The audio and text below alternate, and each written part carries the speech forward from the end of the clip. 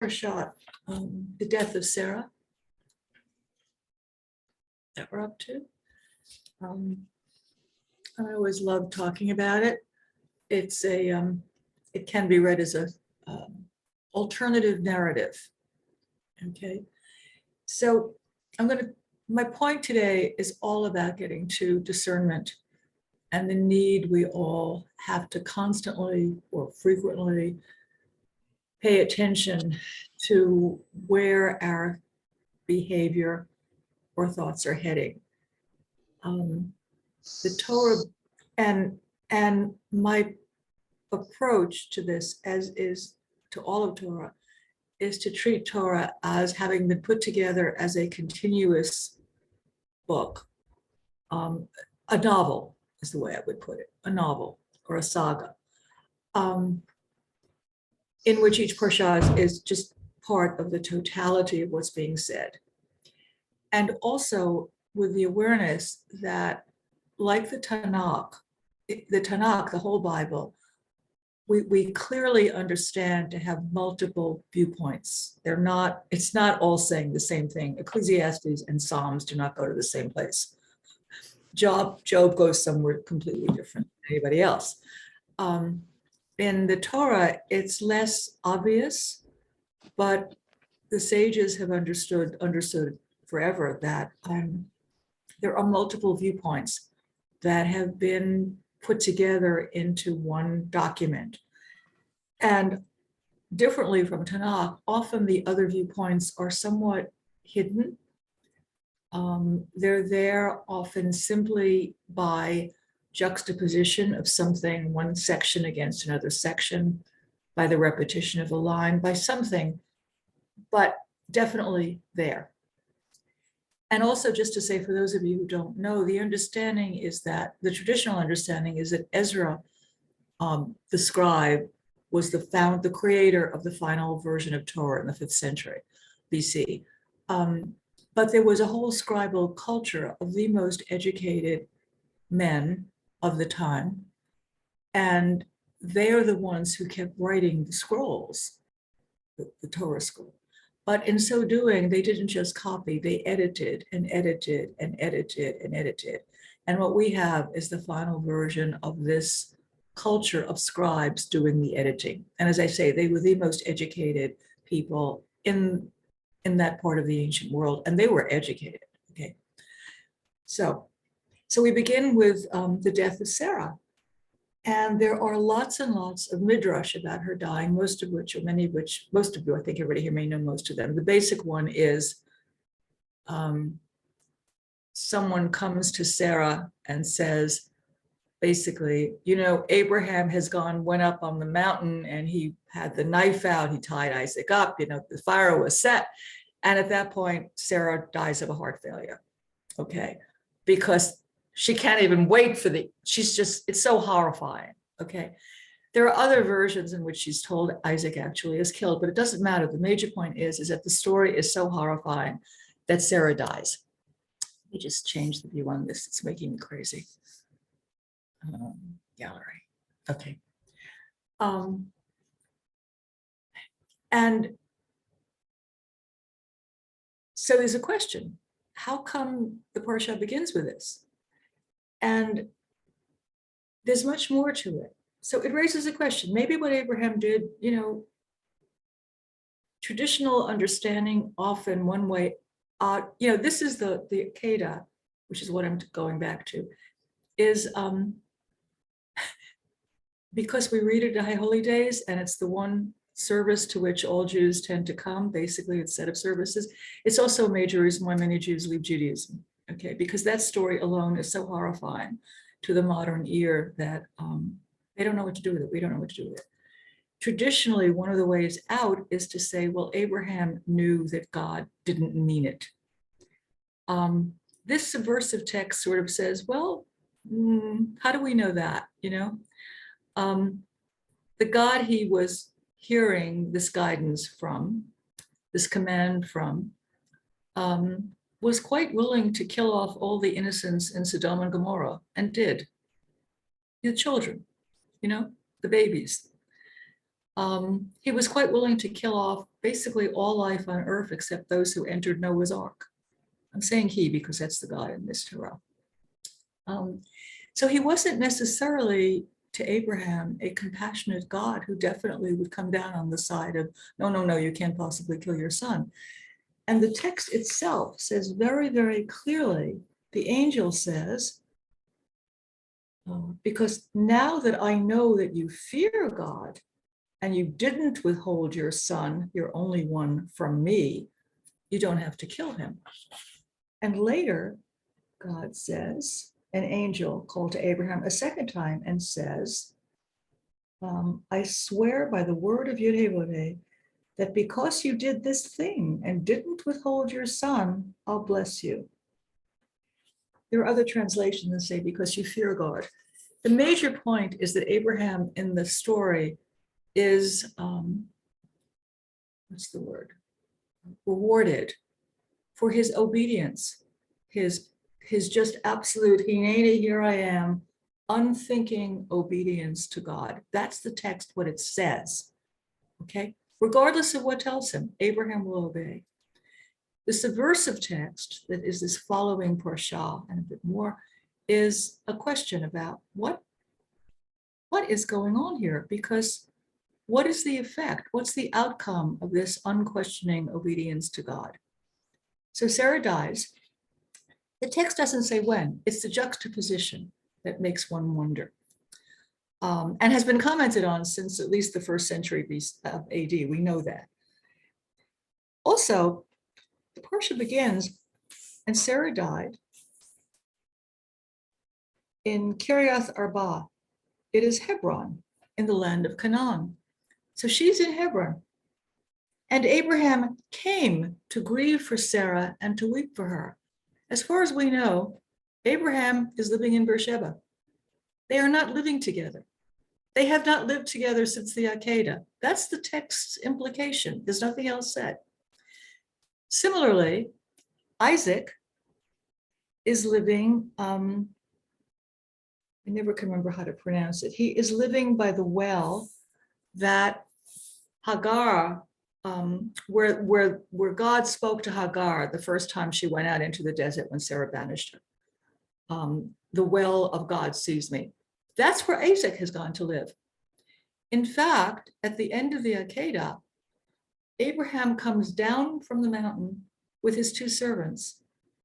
It does not say he came down with Isaac. As far as we know, Isaac went to live at the well, Abraham went to live at Beersheba, Sarah's in Hebron. There is no family anymore. Ultimately, Ishmael, who's also living in the Negev, and Isaac come back together and they bury Abraham when Abraham eventually dies. So we know they come back together, and perhaps there's been commentary that maybe Isaac went to live with Hagar and Ishmael. We don't know. But we do know, or does appear, that the text says the family's fractured. And beyond that, Isaac is the most non-present patriarch. Okay, we don't know why he let himself be, bound by Abraham for the Akedah. He was a grown man, as far as we can tell from the birth dates. He was a grown man. He was in his 30s, but he did. But also, he has much of his life is spent. When you read the whole story of the Parsha, is like not even a mirror. It's like a shadowing of Abraham's life. Main components, one of the big ones is there's a famine in his time, just as there is in Abraham's. He too goes down to escape the famine into Egypt area.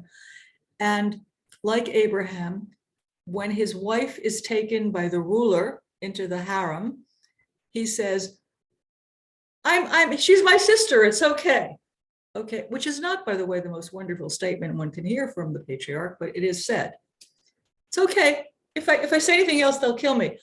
And in this story, Abimelech even says to him afterward, why didn't you tell me? We were cursed by God because you didn't tell me. And I took her into my harem. I didn't touch her, but I took her to my harem. What's wrong with you? Anyway, Isaac relives that. Same as his father. Exact same story. he also redigs all the wells that Abraham had dug and that get stopped up by various different enemy issues. And he just, it says repeatedly, and he dug this one back and this one back and this one back and this one back. There's nobody there. He also, I don't know whether at that point the tradition was that there was always an arranged marriage and the child had nothing to do with it, but it doesn't seem that way. I don't know, but I don't know. But the whole story in this Parashat of Isaac getting Rebekah as his wife, the servant goes back to do it, not Isaac. Isaac just is out in the desert meditating, okay? But he doesn't even speak during this. I mean, he just grabs Rebekah and then he takes her into his tent, they make love, and that's the marriage.